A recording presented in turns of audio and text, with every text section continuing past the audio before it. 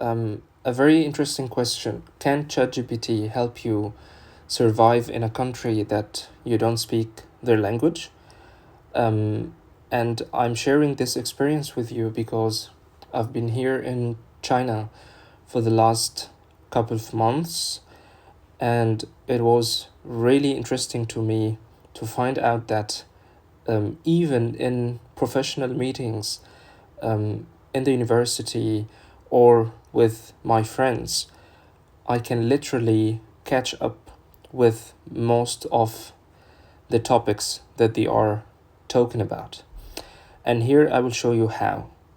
So first of all, if you open ChatGPT, you need to write a very clear prompt of your request. Very interesting and very important is to ask it to differentiate between speakers. So if you are in a meeting with 3 people or 4, they of course have different voices.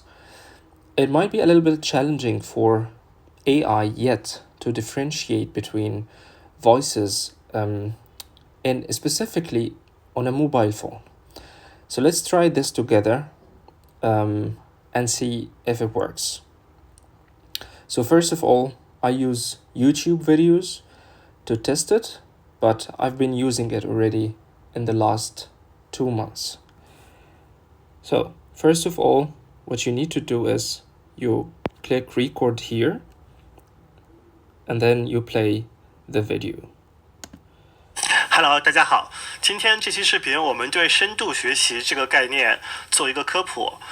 其实讲到深度学习这个概念，大家免不了会讲到机器学习和人工智能。但是其实人工智能呢，它是一个非常非常复杂、非常非常广的概念。而大家现在每当讨论这个人工智能的时候，其实大多数时间讨论的就是深度。Okay, so let's see. It takes a little bit of time to process the record, and then once you send it, it translates the voice. And I think since it's only one speaker, it's only giving like speaker A, which is quite interesting to see.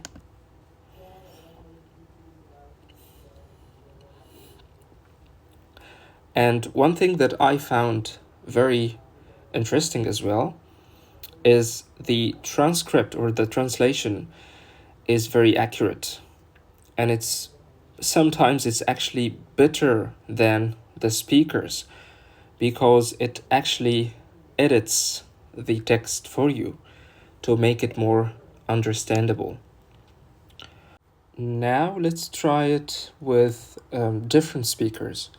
So if you are in a meeting and you have like 3 people or 4 people talking to each other, and you want to catch up, okay, who says what? I think it might be a little bit difficult for AI yet, specifically built on phone, to identify different voices, at least accurately, compared to one speaker. So let's have it a try and see the results.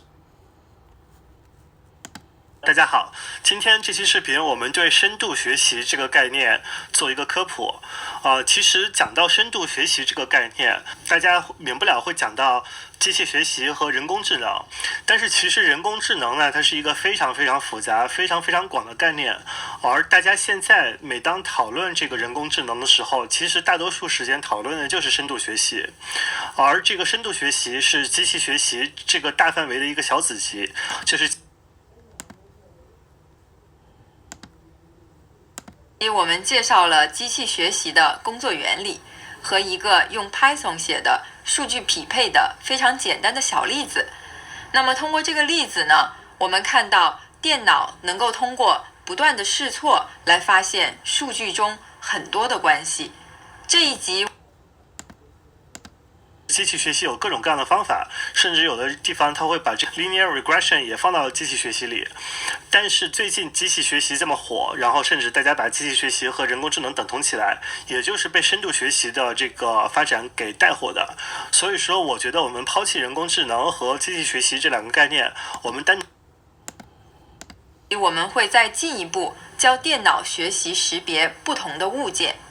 我们先来看一下以下这些图片，这里面有多少双鞋呢？你可能会说2双，但是你是怎么知道的呢？假如一个人他从来就没有见过鞋子是什么样的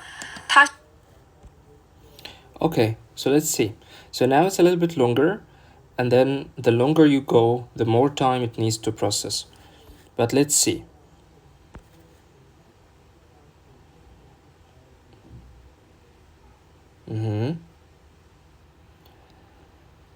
Okay. So I think I got it now. So I think it did not differentiate between speakers as I expected. But during my experience, inside meetings, it was able sometimes to differentiate between speakers, but sometimes it wasn't able to do so. And I think this is a difficulty in this translation version, because if you don't know the language at all, you want to know, okay, who says what, so that you can catch up with him or her. And so this is first. And second downside, which I think is very obvious from here, is when you are in a meeting, you usually need to catch up live information.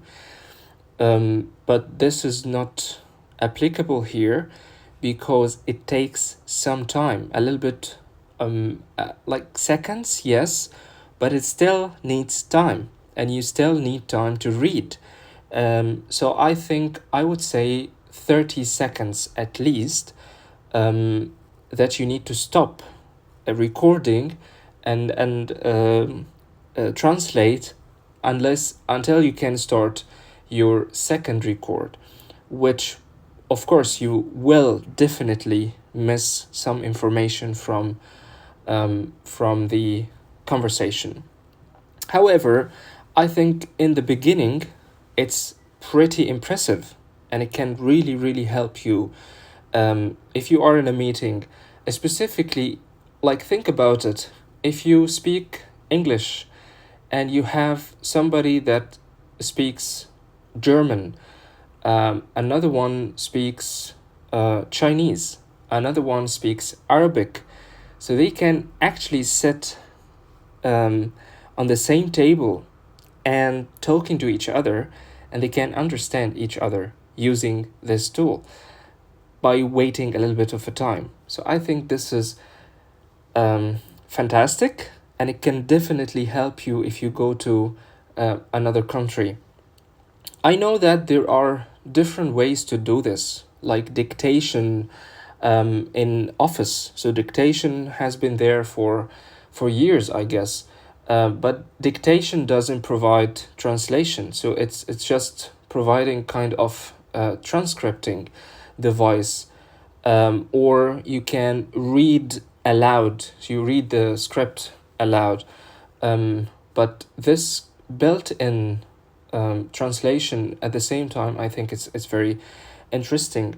What is missing, and I think this is the future in this trend, is live translation.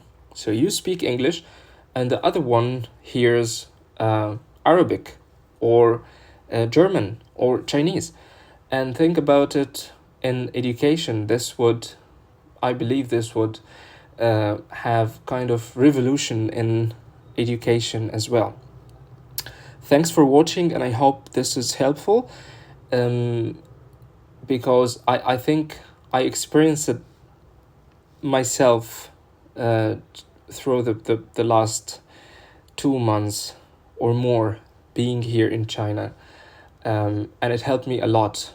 First of all, learn a little bit of Chinese, and second of all, communicate with people and understand them.